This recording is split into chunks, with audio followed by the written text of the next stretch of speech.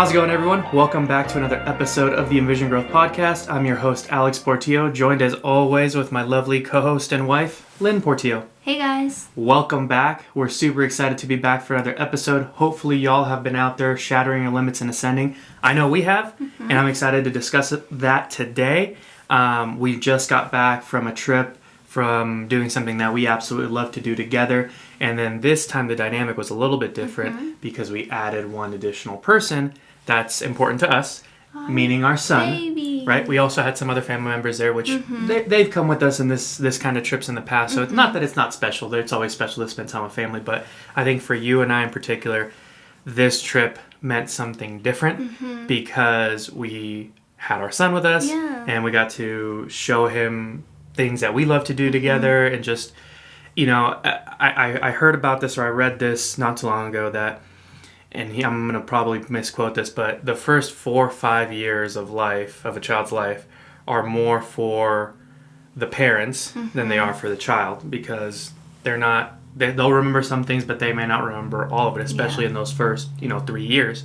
And so I can say now I'm convinced, because yes, the trip we just took was more for us, but we were very intentional. We are being very intentional, there we go, about setting a good foundation for him in appreciation for the outdoors, right? And that's really what we're going to discuss about today is relationships, having a relationship with nature, having a relationship being outside with yourself, with your spouse, with friends, with whoever you are, just spending time outdoors. That's something that's very important to us. We need it. We need it. We love it. We find a lot of passion. We have a lot of passion in it. But it really is what helped inspire kind of our Envision Growth Podcast logo, right? We have a trail here, or a road going into the mountains and the trees and the nice sky and everything. And so that's what that represents. I think we've talked about this one of the early on episodes, but we just love to be outdoors. We love to be outside. You may notice here I have a shed, a deer antler, and I'll discuss and talk about why this is an important specifically, this specific antler is very important to me. Hopefully it is to Lynn as well. But anyways, we're going to get into it right now. Lynn, let's start with, how are you doing? How's everything going? How's your week? Go. Wow, okay. I'm doing really good. I'm happy that we got the opportunity we did to go outside. That's the whole point of the episode. We were spending time in nature, outdoors, so I feel rejuvenated, energized, and, excited. Happy to be back, but still, kind of missing that being out there the whole time. Just sitting out in nature was amazing. So. Yeah, it was really great. I didn't mean to cut you off there, but I know day one, when we were out there hiking, and we took our midday break, it was just really nice to be at the elevation that we were, see the valley. You got the snow-capped mountains on the other side of the valley, which there was snow on top of us as well, but we were not there yet.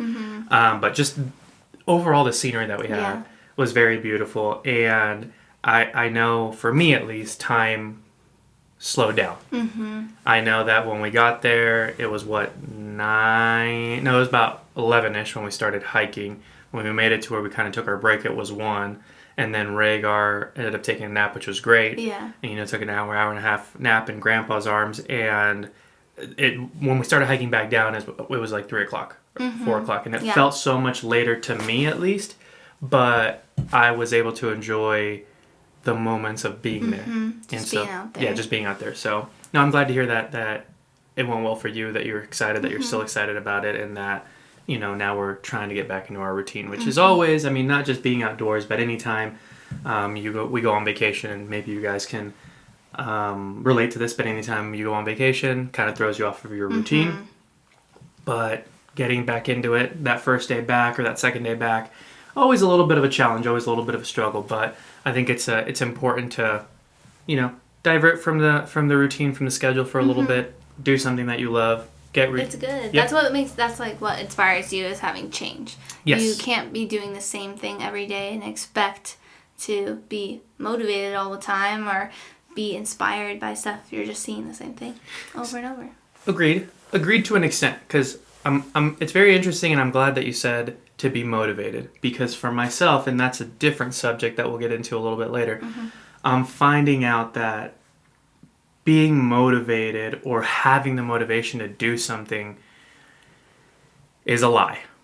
And what I mean by that is, okay, maybe that didn't make any sense, but having the needing to be motivated to do something is a lie to yourself. What I mean by that is there's going to be times that you're going to lack the motivation to do something. Yeah. But you still have to get it done. You have to have the discipline. You have to have the discipline. And that's where I think discipline is a very pure, true form of self-love. If you have the discipline of doing something consistently, that shows to yourself that you care enough about yourself, right? Yeah. Giving yourself self-love. So I'm glad you brought that up.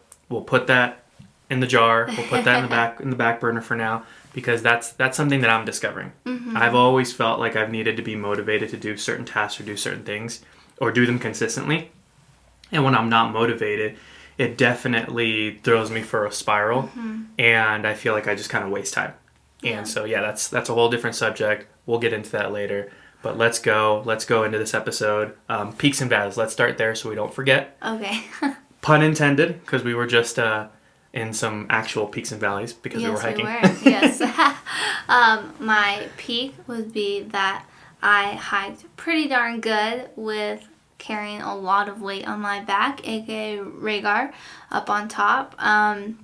So that was really fun, just being able to be outside with him, show him the world that we like to be in, and expose him to all that. So that was my peak this week. Okay. My valley would be that I am pretty out of shape, and I am very sore and feeling that hike. Oh my gosh, I have bruises on my shoulders and my hips from the backpack. Yeah. My calves just won't even stretch. Like, and I think you got nonsense. Oh no, it was a bruise from the backpack that you were saying. Yeah. You had like a big, not a welt, but a big, bruise. Yeah. By like your side that you were showing me. And I have two matching ones on each side from the backpack. I thought it was like you ran into a stick, because I got poked by a branch as I was hiking. I like leaned back and it hit me right there, and it like, kind of cut me up. And so anyways, I thought that's what it was from, but right now you said the backpack. Valley? No. I'll get to mine in a second, but I'm glad to see that. Well, I guess I shouldn't say I'm glad to see. It sucks to hear that that's your valley, but for me personally, from my personal perspective, I think you did a phenomenal job. Okay. Trekking along. We took it at a good pace. Everyone was pretty content. You still hiked hard. I mean, yeah, I kept up. I think also, Rhaegar, last time we went to the doctor was 24 pounds, 25 pounds, something like that? 23. 23 pounds, okay. He's not that big. He's big. But still, so 23-pound baby. Let's just, couple pounds for the backpack, and then we added his water, some snacks, diaper stuff, changing stuff, extra clothes. I would say overall you were probably carrying 35 pounds in your backpack, or on you, in his backpack. Yeah. And you did really well. Thanks. You did really well, especially for us not having hiked the way we've hiked. At least for you, for sure. Yeah. In the last 2.5 years, 3 years. And I didn't have shoes either. I had to borrow hiking boots because my deer shoes were too tiny, and then I wore sneakers the second day because I couldn't wear those shoes I borrowed because they did not fit well, and I was not going to get blisters like you. I got blisters. I learned another valuable lesson. Good socks. Invest in your socks. Are key when it comes to hiking and using hiking boots. So that could actually be my valley. Yeah. But what great valleys we have this week. But it wasn't. You know what? Okay, I'll go into mine, if you don't mind. My peak, same as yours. I loved being out in nature again. Loved being with you, with our son, with our family. It was just a great trip. I think we got to share some really cool memories, or create some really cool memories, share some really great experiences with everyone. And I know it will make a lasting impression on everyone, right? And so even though Rhaegar may not specifically remember everything that transpired in this trip, we have it recorded on our phones, through pictures, through videos.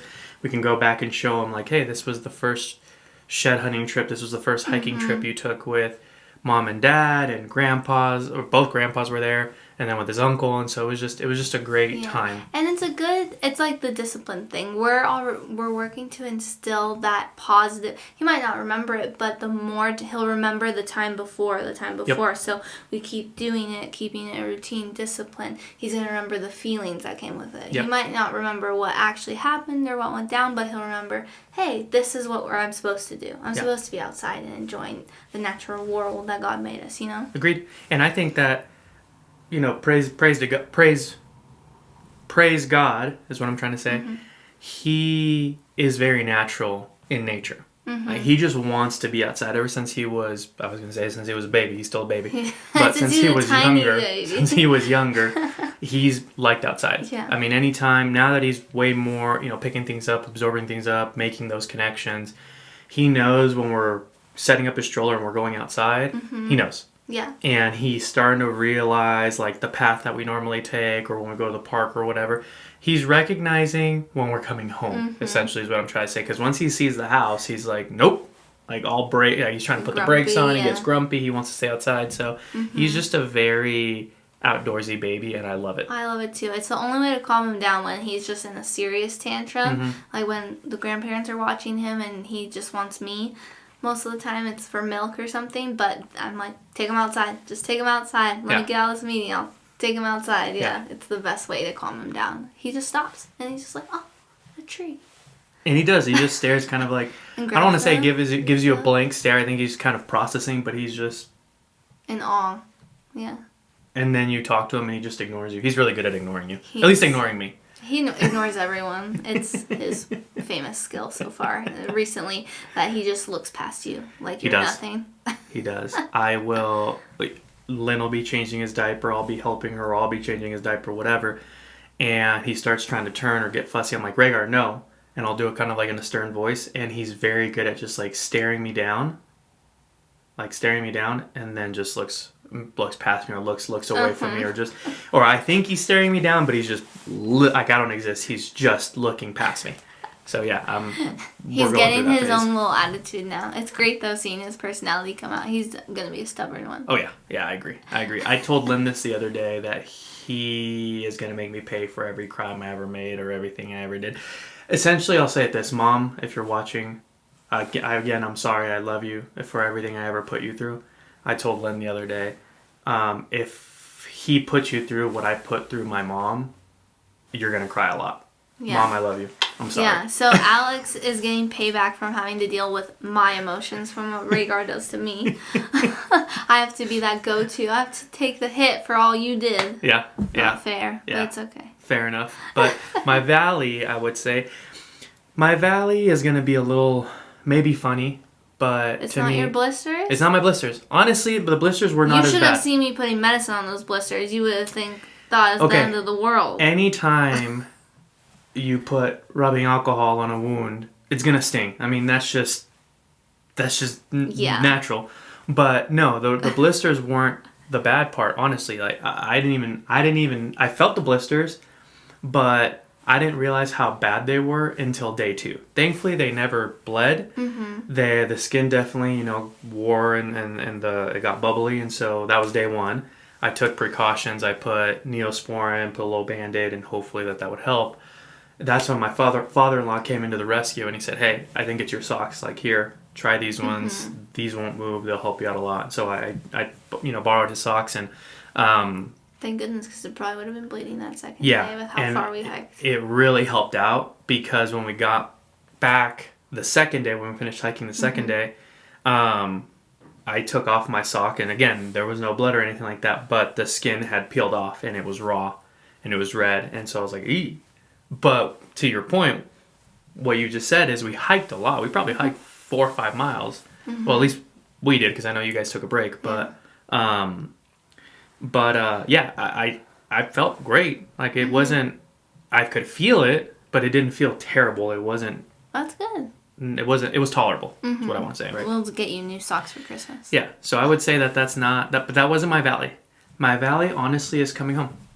I know that we just talked about getting back into the routine, and usually the first day or two, it's always, an adjustment and can be a struggle, not going to lie. But anytime I'm out in the mountains, it's a double-edged sword because there are times where if I've been out there on a 5, 6, 7 day deer hunt or elk hunt or whatever, usually by day 5, 6, especially if I haven't seen anything or we haven't seen anything with whoever I'm hunting with, it turns into a mental game and you just want to go home because you're not seeing things, there's no action, there's no movement, and you're just like, it really becomes into a mental game. But this time it was great because we weren't there too little, which probably just contradicts what my valley was, but we weren't there too little, but we weren't there too long. But anytime I come home, I know that I don't want to come home. I want to be outside. I want to spend another day or spend another afternoon.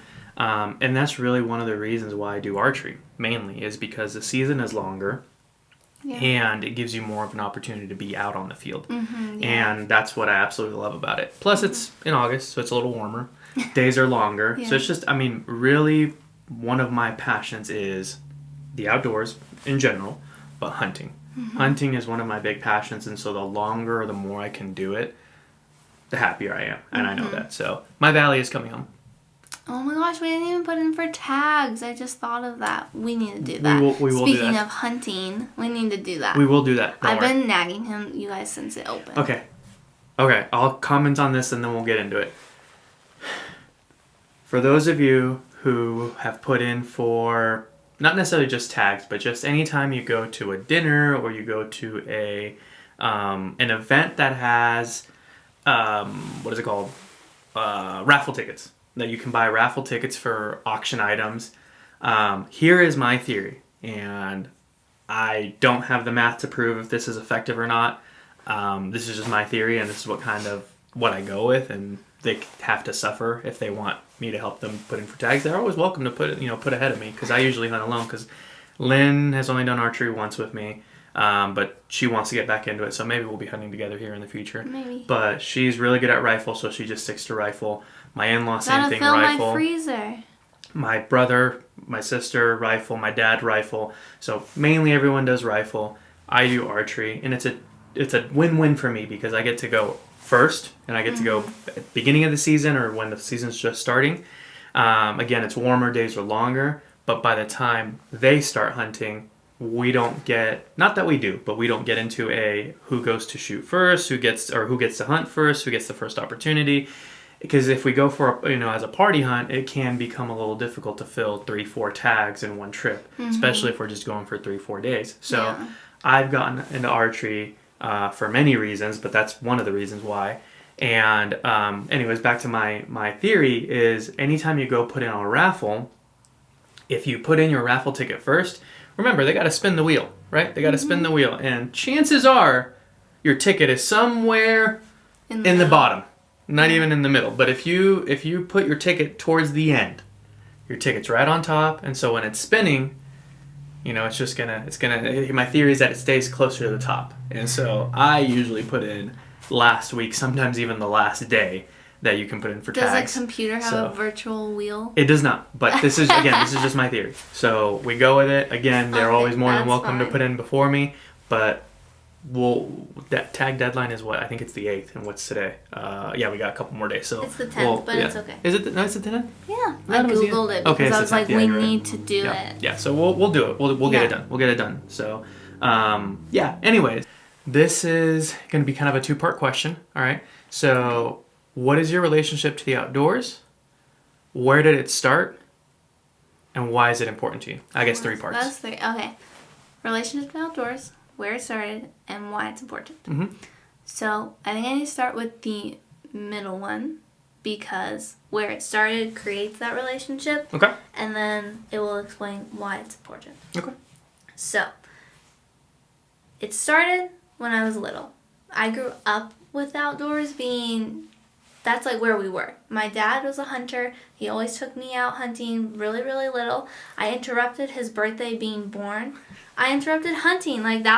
He still holds it against me even because the outdoors are so important to him. So I think he really instilled those values on me from really small. And I also did sports and stuff. My mom was very athletic. So just being outside was always a thing that happened. And it was just normal life. I wasn't allowed video games. Mm-hmm. I didn't have computers. TV wasn't a big thing that we watched. I mostly at my friend's house is when I was watching TV. We didn't have cable, so I got like channel 2 and 4 and watched Sesame Street maybe when I was sick. So Franklin. Yeah.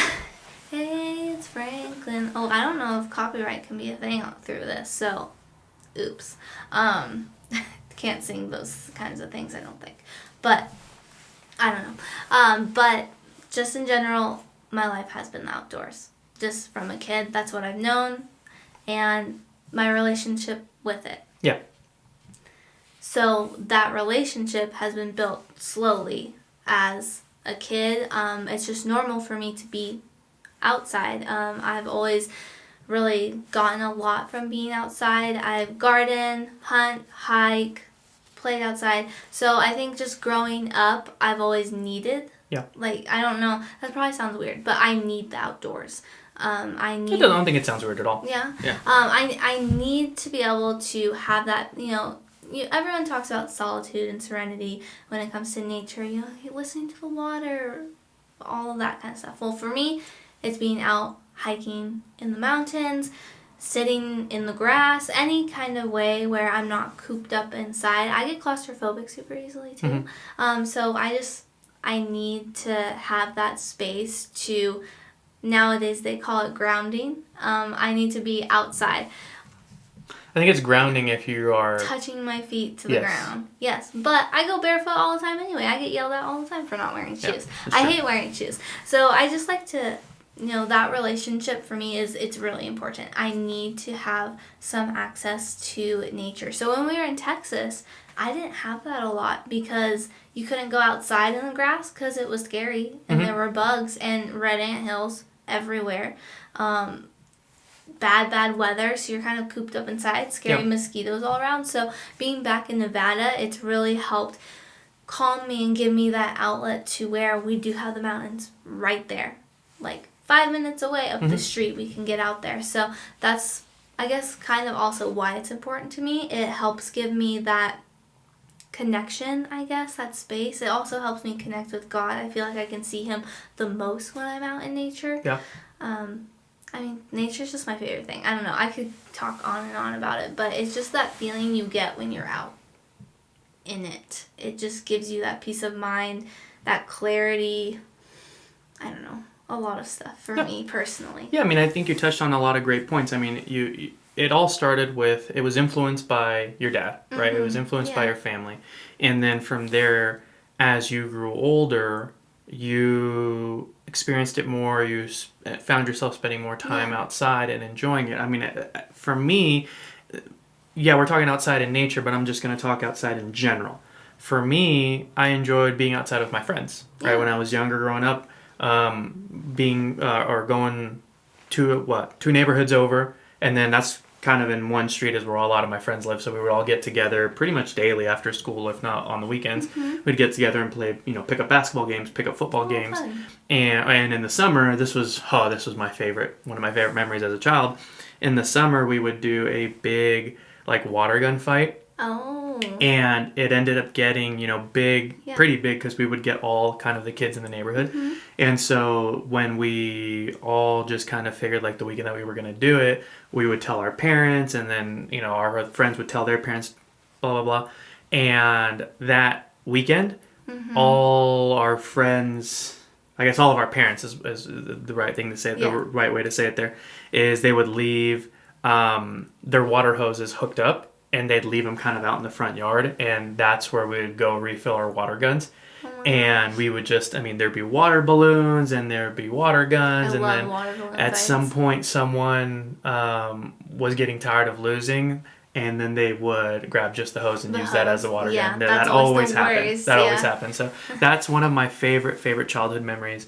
And that was always a good time, in my opinion. So I love that because you just don't see kids outside at all. Yeah. Playing ever. Yeah, I agree. I think it's very interesting to see the dynamic of my old neighborhood. Is that when we were growing up, there was a lot of kids in the neighborhood, and then now as we've grown older, moved, kids have moved out, and now it's turned more into empty nester houses, or people have moved out and new people have come into the neighborhood, and college kids because it's close to the university and different things like that. And so there is, and it's just a really cool.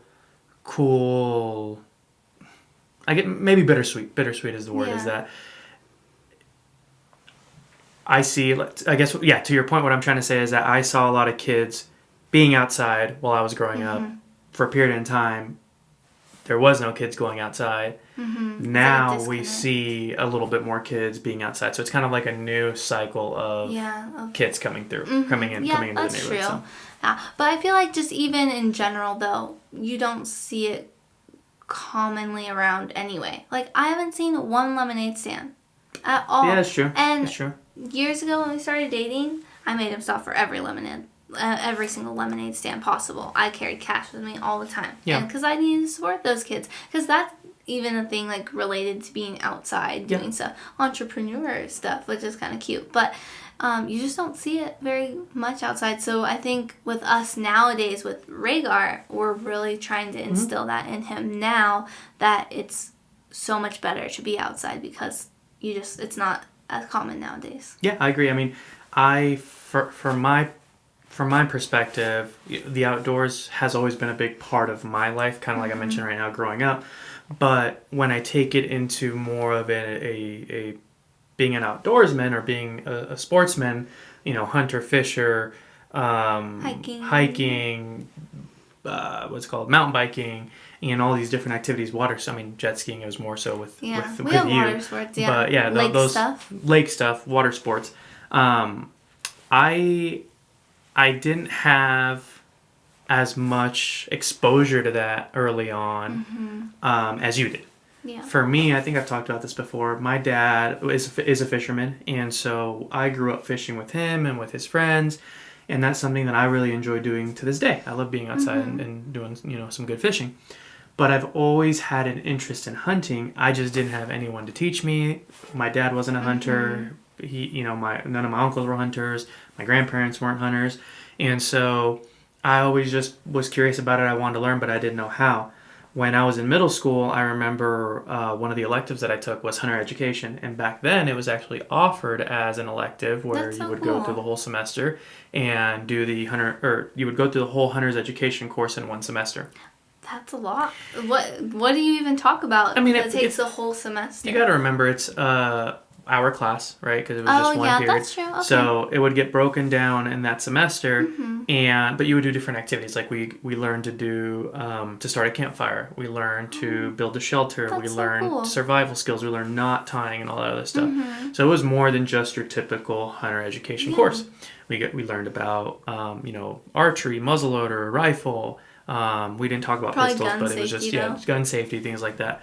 So again, this was back in a time where that was still, I guess, acceptable is the word I'm trying to say.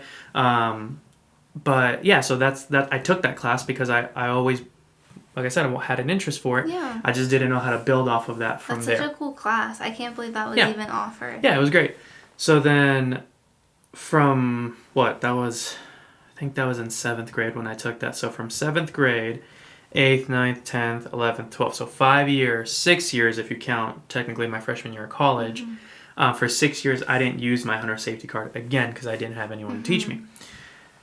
I've gone into this story before, so I'm not going to go super into detail, but then that's when I started working for Lynn's dad, and he was a hunter. They're our front door neighbors. We would always see them and, wave and do your typical, friendly neighbor stuff, but we never talked past that.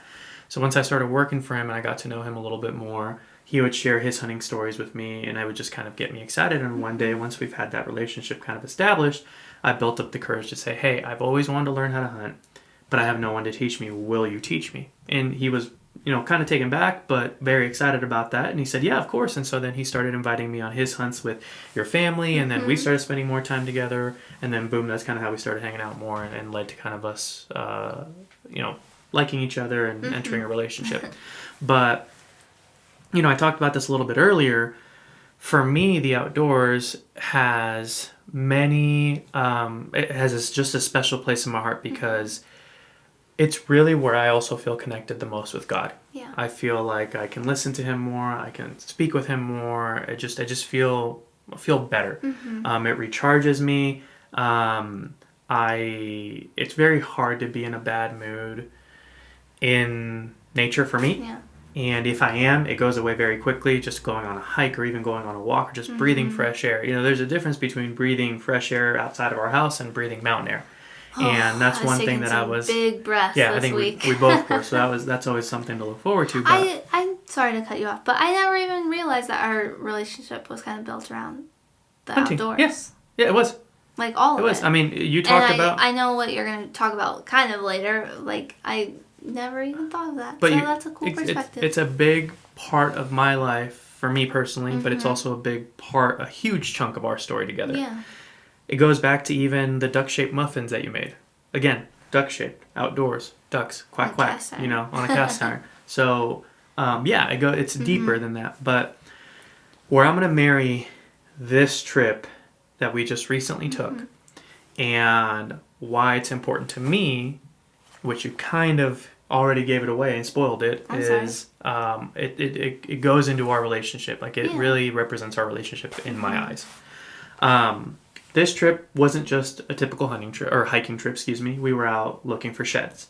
So deer, elk, moose, even antelope, they shed their, I guess antelope are horns, but deer, elk, moose, caribou, those kinds of animals, they shed their antlers yearly.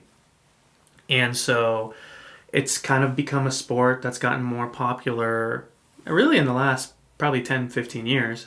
If you ask your dad, he said that there was a time when he was hunting or when he was growing up hunting that no one even they would find sheds all over the place on the field, but no one ever picked them up because they didn't know what to do with them. Yeah. Now people will use them for make furniture, make decorations, or sell them. But you can also, if you go to your like PetSmart or Petco, you'll see that there's cut up antlers, and they can be dog chew toys. They're full of calcium, so it's very good for the teeth. It's very good for them.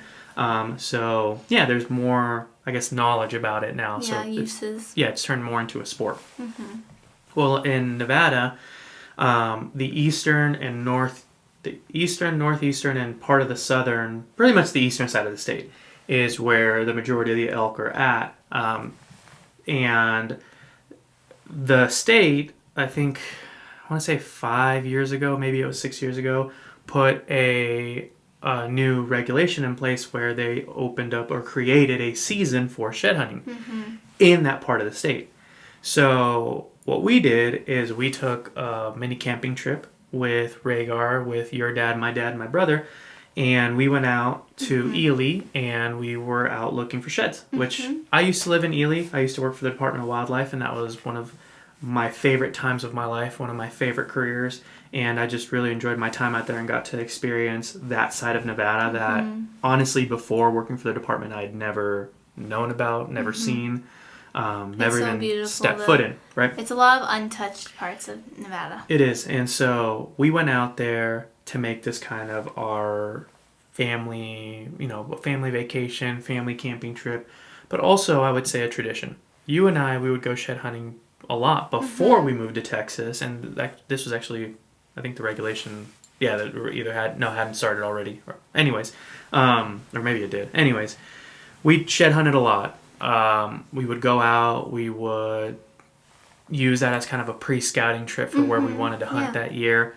And it was just always a great time. Well, one time, it was Lynn's early on in our relationship. It was probably, 2 years, maybe, 3 years into our relationship? I think it was 2 years. Maybe, 2 years at most. Yeah, we went shed hunting. Actually, we went hiking. We weren't even shed hunting. We just went hiking. And Lynn stumbled upon a shed, and it's this particular shed on the table. And the it's reason, beautiful. Hold on, I'm not gonna show the. No. It's beautiful. Wait your turn. This shed is special. It's a good quality shed. It's smooth. Is all I was gonna say. It was a fresh shed. This is from a mule deer, and Lynn found this shed. This was actually her very first. It was.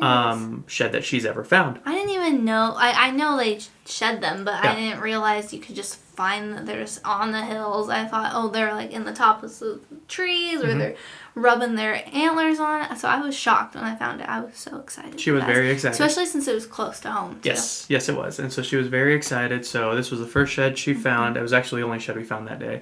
And that day was just full of adventures because my car kind of broke down on us and we weren't sure if we were going to get home.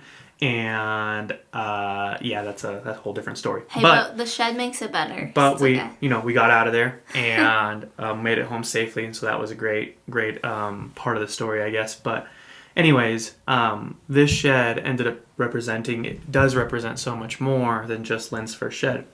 When we grew more in our relationship, and really when I matured more and I realized that Lynn is the best woman for me, that I'm not going to find anyone better than her, and I wanted to take our relationship to the next level, I started thinking of ways of how am I going to propose to her? How am I going to tell her that she means the world to me? How can I put it all into this, moment of our time, of our lifetime together, or of our, at that time together, and show what she really means to me? And I really watched, I'm not kidding, I watched probably 8, 10, possibly 12 hours worth of different proposal idea videos on YouTube. That's crazy. There was one day, research. there was one day that her and her parents went on vacation to Oregon, and I stayed to watch the dogs, and that was really when I started doing more research on how to propose to Lynn. And there was one day where one video led to another video, and so, that's how we got to as many hours as I watched. And so Lynn and I just have many different things that we like. I like to say I'm kind of a what's the word? An enigma. Thank you. I just like way too many things, and really I have a lot of different social groups and kind of blend in like a chameleon in a lot of different spaces. And so I was trying to find a way that kind of combined all of that, and then I realized, okay, that's too much. I just want it to be simple. I want it to be one thing. What is it that really matters to us the most? And when I boiled it down, it's the outdoors. It's hunting. It's spending time in nature. It's fishing. Just being outdoors in general is what represents our relationship in my eyes. And I remember, still to this day, kind of thinking, and when I think, I try to like look up, or I'll just kind of just start looking around the room, and then out of the corner of my eye, this shed was hanging on her wall, and I looked at it and I was like, that's the one. That is what I'm going to use. And so what I did, now we can pick it up and show it, is it's kind of faded. I didn't have like an engraver, like a stainless steel engraver, but I put "Will you marry me?" with a question mark on this antler. I'll take a picture too and put it on the screen. Now, editing Lynn, good job. And what happened is I love her. She's sometimes pretty oblivious to things that are right in front of her. I'm clueless. You're so lucky I am. So I've talked about this before. I'm a little old school. I have old school or traditional values that I like to, embrace. I asked for her parents' permission to date her, particularly her dad. I asked for her hand in marriage to her dad. And when I got their blessing is when I started kind of looping him into my evil plan to propose to her. Not evil plan, but my plan to propose to her. And so my mother-in-law pulled this off the wall without Lynn ever noticing. My mother-in-law is the one who confirmed Lynn's ring size for me. And then the day that I proposed, we went out on a hike. Here's clue number 2.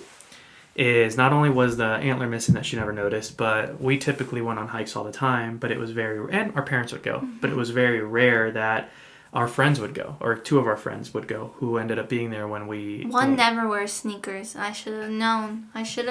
He only wears flip-flops, and he was not wearing sneakers to go hiking. And the funny thing is, we've been asking him to go hiking with us for a long time, and he would always make up an excuse why not to go, or that he could go, but then he couldn't go. He doesn't like to be dirty. And then the funny thing is, for the engagement, he said yes, and that should have been Lynn's clue number 2. Well, when number 3. My mom asking for my ring size, she was using my class ring. I was like, hey, are you sure this fits? What size did we get you? Why would she be asking about my class ring 3 years after I graduate? Yeah. So that's, again, oblivious. But, to kind of make the long version of the story shorter, We all went on a hike. It was her parents, my parents. My grandma was actually visiting us from my mom's side, so she went. My siblings, and then two of our friends that went with us on this big hike. And we have labs. Again, we're a hunting family, so we have our Labradors that will go duck hunting with us. And at this time, we had just gotten a chocolate lab. Stark was probably what? He was tiny. I think he was maybe 14, 15 weeks old. Yeah, because he was born March 5th. Yeah. So he's a few, Yeah, March, April, May, June. 12th. So yeah, it was about 3 months. Yeah, 3 months. It's tiny. So he was still a puppy. And so it was her dad's dog, that's a black lab, my yellow lab, and then our chocolate lab. All 3 colors. We have all 3 colors. And so what I did is I got ahead on the trail and I asked Lynn, I was like, hey, can you just make sure my grandma's okay? Like, can you help her up? Of course I'm going to help a cute old grandma. So it worked out in my favor because my grandma joined us. I was like, hey, just help her out, make sure she's okay. I'm going to run up front to the top, or I'm going to run ahead on the trail and make sure that we're good and just kind of figure out which direction we're going. She's like, okay, cool. Well, I run up there and I plant the shed purposely near the trail hoping that she would see it. Again, I was kind of trying to recreate the the day that she found the shed, and that was my game plan. Well, it worked out a little bit better than I thought. It worked out so perfectly. It's like Remy knew. So my dog Remington, Remy for short, my yellow lab, he is my companion. He is my best friend. He is my hunting buddy. I love him, and he's also my shed dog. He's a my good shed hunting wingman dog too. So Remy did not go with me when I planted the antler. I told him, hey, stay here. And my brother was helping me and he was watching him. And so I run up, I plant the shed, I come back down. And as we're hiking up, not going to lie, my heart's, racing a little bit. I'm like, okay, the time's coming. There's no turning back now. Like, this is it. And as we're coming up to the top of the hill we're hiking, I didn't even see my dog go up there. I just see Remy coming down the hill with an antler in his mouth, and immediately I'm like, no! But he didn't come directly to me. He went directly to Lynn, and when Lynn saw the antler, she's like, oh my god, Remy found an antler, like, oh my god, and then she like picks it up, and you could just tell like the shock, the genuine shock in her face. She picks it up and she's like, what? She looks over at me, and then like she looks around and she like sees actually she didn't look around. She looks at me, and then she looks down, she looks at me, and she's like, is this a joke? And I start laughing. I'm like, no. And then she like turns around and realizes that everyone's camera's up, their phone's up, taking a video, and I'm already down on one knee, and then I do my spiel and I propose to her. Yeah. And so that is a short version of our engagement story. But Remy brought it right to me. But yes, Remy brought it directly to her. And then Stark was there. Stark actually had the ring, so then we picked him up, and then I showed her the ring, and then boom, boom, boom, and then it was a great memory for us, for me, and she said yes because we're here, so thankfully she said yes. But yeah, I mean, I just really looked for a way to tie or find a way to represent our relationship in that moment, and so for me, the outdoors has always represented that, and. Yes, Remy is my hunting buddy, but you're also my hunting buddy. And now we have Rhaegar. And so that's where marrying this, this trip together it was such a cool, surreal moment for me personally.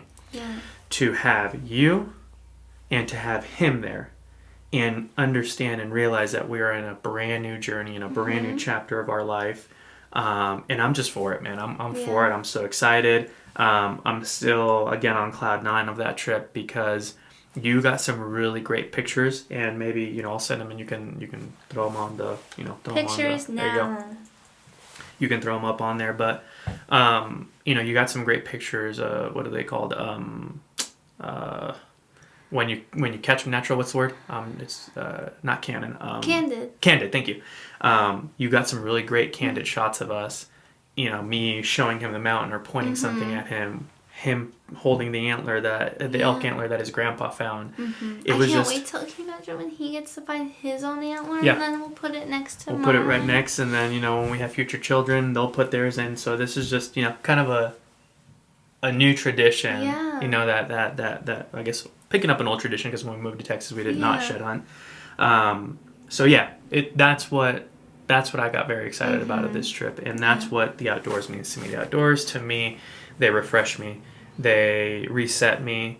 They help remind me that whatever is going on in life, it isn't that big, and you just got to take a moment and pause. That's a good perspective, because nature's so big. It's so much bigger than what we even are. Even if you're just like going in the forest and you just see massive trees, it's like the little thing you're worried about. You know? Take a moment to pause and appreciate the journey, appreciate where you're at in life. And so that's what the outdoors are to me. On top of that, it's fun.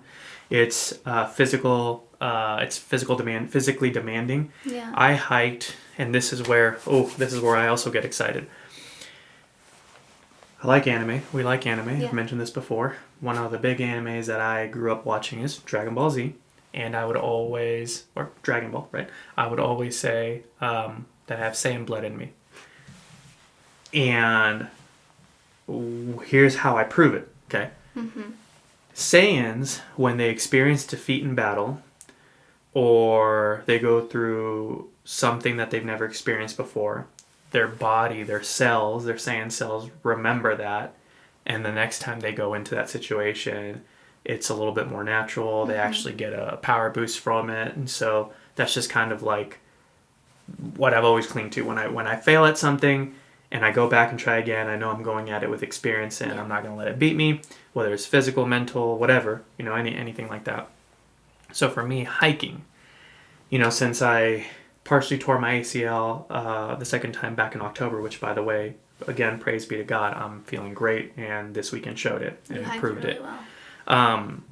Since then, I had prior to that is when we did the 75 hard together, and then I particularly did the Walt Disney World Marathon weekend where I did the Dopey Challenge. So 4 races in 4 days for a total of 48.6 miles. That was last January, right? And so I hadn't run like that since that race. What I'm trying to say is I haven't put my legs through that kind of physical endurance since that race. Again, fast forward, partial tear of my ACL, rehabbed, good to go, we're hiking again, and I felt great. Aside from the blisters, right, that you mentioned, I felt really good. My endurance was there. I was able to hike long. I was able to hike hard. The next morning, people who aren't hiking as much as I am was sore, and others were sore. I got up and let's go. I was ready to go, and I went. Lynn took a break for the second half of the day. My brother took a break. Totally fine. They did their thing. I'm very proud of them. But for myself, me personally, I was very, very proud of the amount of hiking I did and the amount of energy I still had, and just the drive to be able to continue, just the drive I had to keep going. To keep going. So that's what I'm very, very happy about. And then lastly, what I would say is, side note, very happy that I won't be showing a video of this, but Lynn can be my testimony on how funny it looked like when I did, because I still plunged, okay? I still stayed consistent, and I still plunged. We stayed, we wanted to camp, but it was still cold. It was dropping into the 30s. And we have a baby. So we wanted to be responsible there. So we're saving camping for later in the year. So we ended up getting a hotel room. But I made sure that I got a hotel room with a tub. The funny thing is I forget how not tall or how short hotel room tubs are. And so they're not meant for just a spa day in there relaxing in bubble baths. It wasn't a bubble bath, but I did, fill it up with cold water, added some ice, and then that's how I kind of plunged. But kind of visualize this, I guess. I'm laying in the tub, my legs or my knees are up out of the water, my belly's out of the water, and I'm just kind of cradled like this. If I can get a screenshot, I'll try to put it in there if he'll let me. And I would turn, right, to make sure that I got my chest cold and then my head cold, and so I just had to do a lot of turning within the bathtub. And so, but hey, still got it done. Yeah. Still made the adjustment. Still stayed disciplined, right? Still stayed consistent. So I'm very proud of that. I'm proud of you too. I think it's good, even though it was silly. Rhaegar got to play in the bath too with him. He did. He was patting it and splashing the water around because he was also laughing at his daddy. He did. Yes, and he always laughs at me, so it's okay. It's very appropriate. Yeah, he has a great laugh though, so it's okay. Yeah, fair enough. Well, cool. The other question I wanted to ask too is, why do you feel we should, not from your perspective. Mm-hmm. Well, yes, from your perspective, but not for you, like you personally. Yeah. Why do you feel that we should be spending more time outdoors? Why do you think that that's important? Do you feel like, I want to hear your take on that. Why should we grow our relationship with nature? Well, I think all the benefits we've shown through it is like a good enough answer, but just from my perspective, just with everyone, I think it's really important for us to not lose that connection we have to the natural world that we literally took over and somewhat are slowly destroying. Being outside also is so much better for your wellness. Sitting and scrolling all day, you're sitting all day at a computer, whether you're in school or you're working, then you have your phone. We can't even sit in boredom anymore. I bet people don't even know what that is, because anytime you're sitting there waiting for an appointment, you're in the waiting room for your doctor's office, you're sitting there and you're not being called, what do? You grab a phone.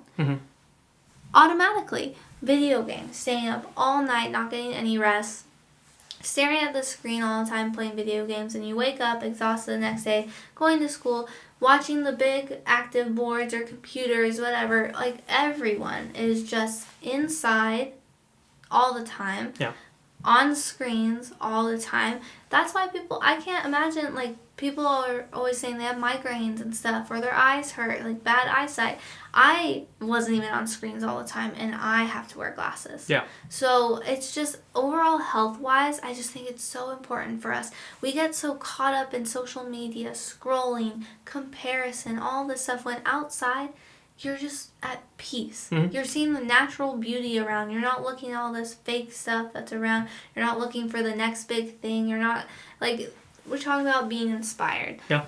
You're not naturally getting inspired scrolling through, seeing all these other people's lives. At all. Okay, he gets a little too much. You get attached to other people's lives. You told me this. You told this to me when I had my social media or when I watched a lot of YouTube. You get so obsessed and caught up in other people's lives, and you're not living yours. You're literally on your phone the whole time or on the computer the whole time. When you could go outside and get so much more benefits of just being relaxed. You're not in a constant stress. You're not constantly tired and exhausted. You're getting the energy and all the nutrients that just comes from the earth and stuff. Like, God created this, like, he created it for a reason, and we're not utilizing that either. And I think we need to be more focused on the present, and nature also brings you into the present. Whereas, we're always looking towards the future of stuff. And if you can just go outside, look at the birds, listen, hear, shut your eyes even, don't look at it, but listen to it, it brings you back. And I think that's something I need on a regular basis, was I have a lot of screen time, but I really do try to limit my phone. But just being outside, it makes you not worried what's on there, what messages are coming in, what posts people are making, and we are so disconnected that we don't have that relationship with nature nowadays. Most people can't even survive if we were in dire straits right now. All of a sudden, technology gone. Half the population at least would be gone, probably 3/4, because the disconnect is so great that we can't even survive. Like hunting, I like hunting because it brings us back to our ancestors. I'm kind of going on a tangent here, but it's important because I have strong feelings about it. I've been watching the new season of Outlander that just came on Netflix. I just started watching a couple episodes, and it's set back in a time where you literally are building your houses from the trees around you. You cook based on the fire you can make. If you can't light that fire, you're not having safe water to drink from that you grab from the creek right around the corner where you have your settlement. We are so disconnected from just any type of survival that if technology, which it fails us all the time. You know how many times I have to turn my computer on and off and restart it because there's glitches and stuff's not working? Like, it's not reliable. We cannot survive if we aren't able to live and coincide and be in harmony with nature. And I think besides that, there's a lot of mental health reasons to not have that disconnect, to be more in tune with nature and to go out. And it's healthy for you too. There's I can go on so many different things. Go to the extreme of survival, but also just like take a break, take a breath, step away, and see how good you'll feel just sitting by a lake or a stream, in the woods, in your backyard, by the grass, under a tree. There's so many ways that you can do it where you don't have to be dirty. You don't have to be out with scary animals and stuff, but just appreciating this beauty that's around us that keeps us going. If we didn't have that, if we didn't have these plants, we couldn't have any oxygen. They're producing this so we can survive too. We are so reliant on it, but we like to pretend we're not, because we couldn't survive without it. Or it's not like Mars and just dirt, you know. We need oxygen. We need what the plants are doing through photosynthesis, creating that CO2, all of that stuff that's taking place. We need it, and I think society nowadays doesn't want to have that reliance on nature. Gosh, that was a mouthful. Sorry. I could just keep on talking about the importance of it. That's fine. No, and I didn't want to cut you off, but I would say I'll go forward, just because I want to, not that I'm challenging you. Yeah. And not that I'm challenging you, but I will say this. Yes, you are right. I did make that comment to you about I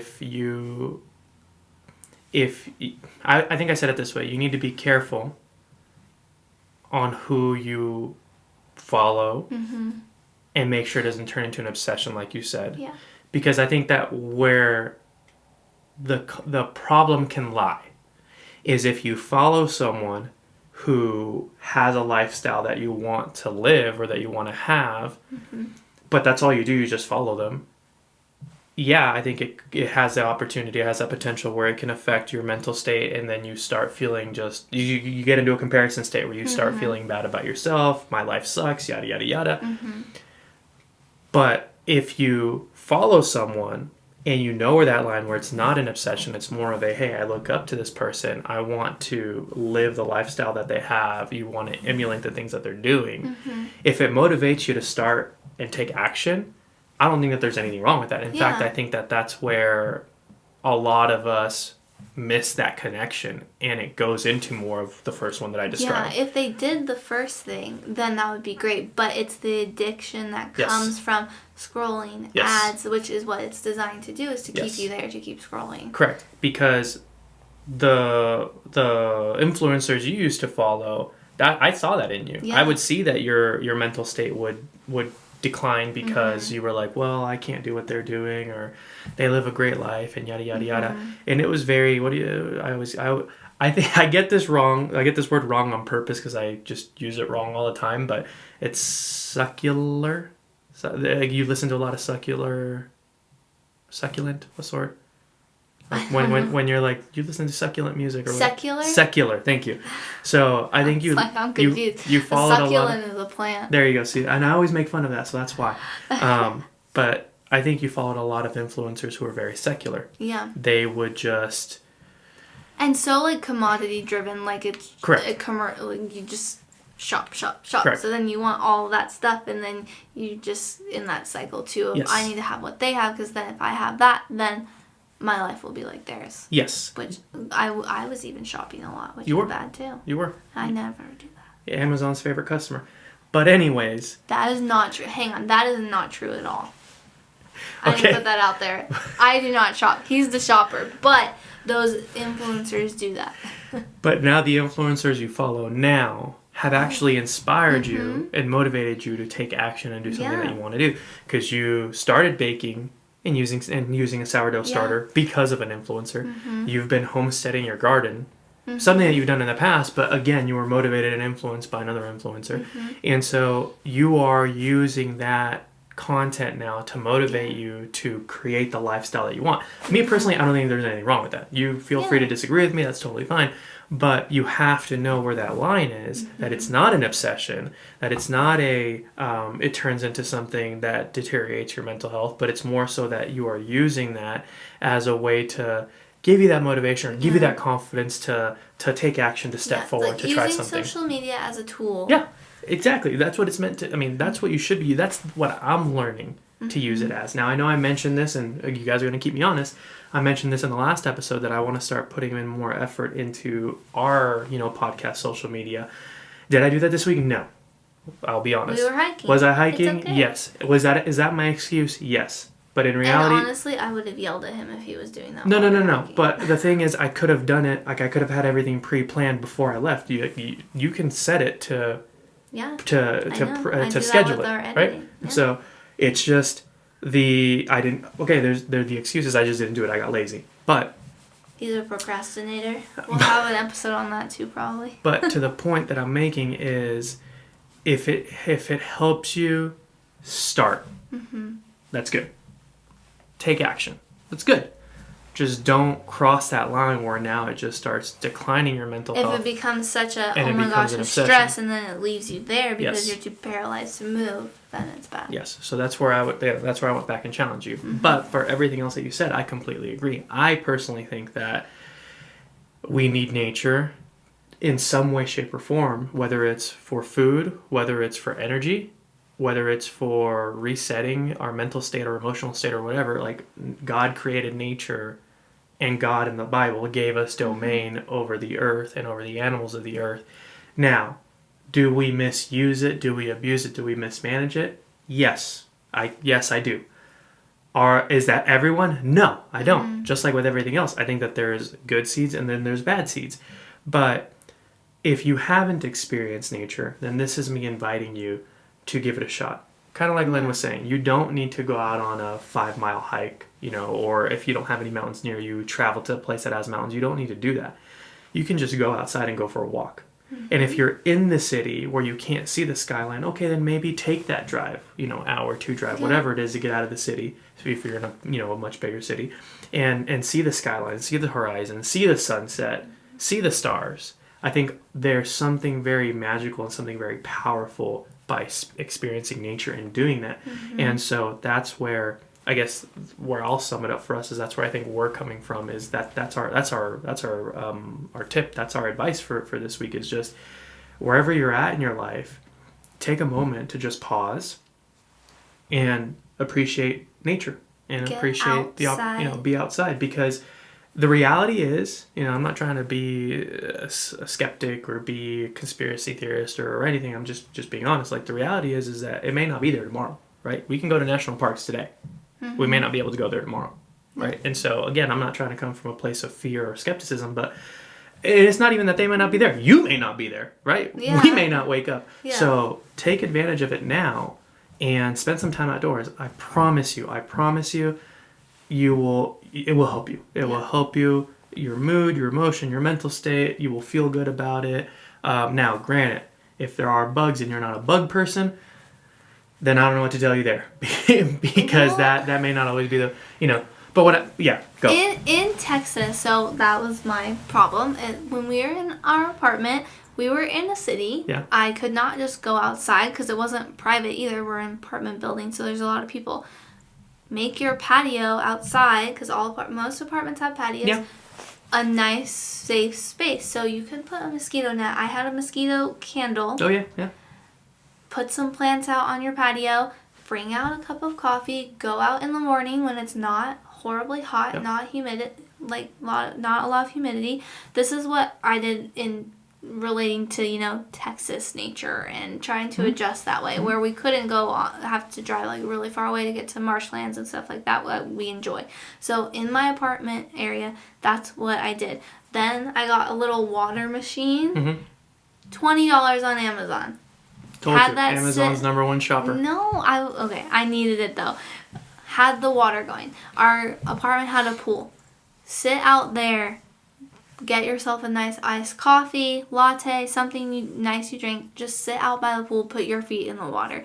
You can do it in a public setting. You can do it where you're not just out in the random forest frolicking through the wildflowers. You can do it in a controlled space where, yes, it's not natural water, you're by the pool, but you're outside getting the vitamin D, you're feeling water, you're just outside enjoying it. Whereas here, I would wake up really early in the morning, turn the fire on because it's cold here, bring my coffee out. Well, decaf coffee or tea out, just sit out there in the silence when it's cold out. See your breath. Feel the elements. You don't always have to be covered by the elements. Sometimes the elements can, awake you. Mm-hmm. You can get a little cold. Have some goosebumps. Cold plunge. Yeah. Just feel the different feels. You can be a little hot and sweaty if you're sitting in the sun. Just feel what nature has to offer. I think we kind of covet ourselves a lot in indoors, in clothing. We're designed to be in nature. God didn't make us to where we're gonna just die the second we step out and we're exposed to nature. Like, people survived. We can do it. Look how far we've come. Mm-hmm. We're in houses now, and we started with nothing. Yeah. So we're built for it. Yeah. We can endure it, and we can survive it and enjoy it. That's deep. No, I appreciate that perspective. Yeah. I mean, you really took away this episode, so I will let you close it out because you did. I mean, really, I appreciate your perspective. It out. Okay, well, thank you for letting me share and kind of vent, because I do get a little passionate about that. That's good. I mean, what is it saying?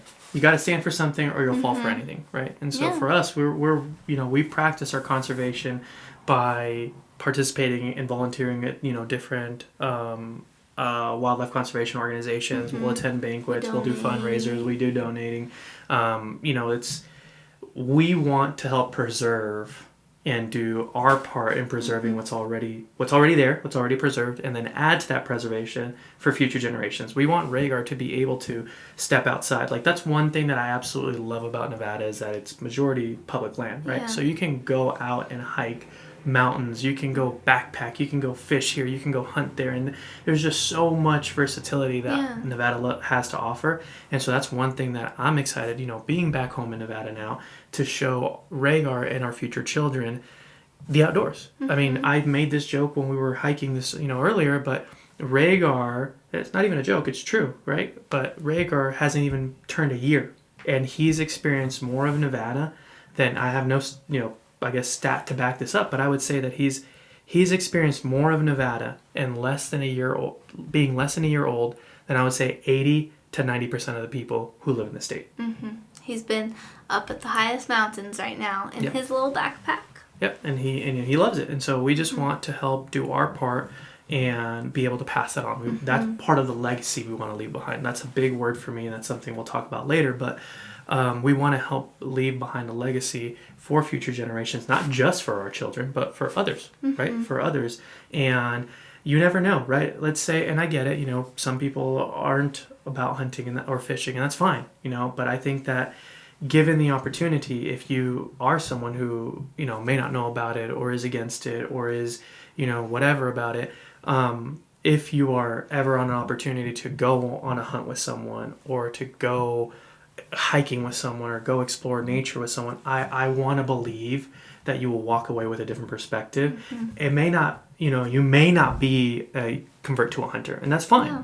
But I think you can walk away with a different perspective and a different respect, understanding that it's not easy. Yeah. It takes time, it takes patience, it takes skills, and we want to be able to, what we've experienced, what our ancestors have experienced, we want to be able to leave that behind and leave it better for future generations. And I think it's important to note that, yes, you may not want to kill an animal. It is hard. I cry every time. And we always pray and thank God after we do take an animal. But I think it's also ignorant to not know where your food's coming from and just taking it from the store. Great. So you want to have that balance. You do not have to hunt. I don't think everyone is meant to hunt. I don't think it's a hard thing to do, and you don't have to do that. But I think it's important to know that this is the most humane way to get food, and we utilize every part. We don't waste. We don't take it to a butcher. We do it ourselves, so nothing's wasted. And it's important to know where your food comes from, and hunters are the biggest conservationists, animal lovers, nature lovers out there. What we are spending for our tags, we know is going to the environment. We love the animals. We want to make sure they're thriving and healthy. We don't over harvest animals. We don't kill too many. We are always focused on making the landscape better, making the animal populations better. So I think that's really important to say also. Yeah, no, I agree. I mean, I mentioned it earlier, but in the book of Genesis, right, in the Bible, God gave us dominion over the earth, over the animals, over the land, right? And now, do we manage it? Do we all manage it the same way? No. Is there room for opportunity? Yes. Are there good and bad Always. seeds? Yes, there's both. But if we want to do what I believe is part of our duty to do on this earth, and that's leaving it better than how we found it, and this is part of it, right? We want to be able to practice our conservation and be able to conserve these places so that way we can experience them and future generations can experience them as well, right? And so that's what I live, and that's something that I'm very passionate about, something that we both strongly support and agree with. And so yeah, anyways, again, I kind of jumped in there, but go ahead and close us out. You've killed it this episode. I have nothing to say. Well, I actually did have one more thing to say. I have another valley. And I have to say this because Oscarito, I'm so sorry. You guys... That's my brother. He found a little shed on this hunt. It's like very tiny cut off one, but it was a perfect like elk. That was the base. Eye guard. Yeah, the eye guard for an elk. I strapped it on his backpack instead of putting it inside the backpack, and it was lost in the hiking. And I just want to say that is actually my biggest valley because I am so sorry and I feel horrible. So, Oscar, I'm sorry. It's public. I apologize. I feel horrible. I told you it's a setup. No, I'm just kidding. It's not. She loves you. I do. So I wanted to say that because that was actually my valley. I feel badly. But I appreciate you guys all listening. I vented a lot. So I hope you like I'm not going to apologize because it's important. And I think what I have to say is really needed to be heard. A lot of people don't share those things. But I'm going to say Alex's thing. As he always says, since I'm closing it out, I hope you guys shatter your limits and ascend. Thank you. See you guys later. Bye, guys.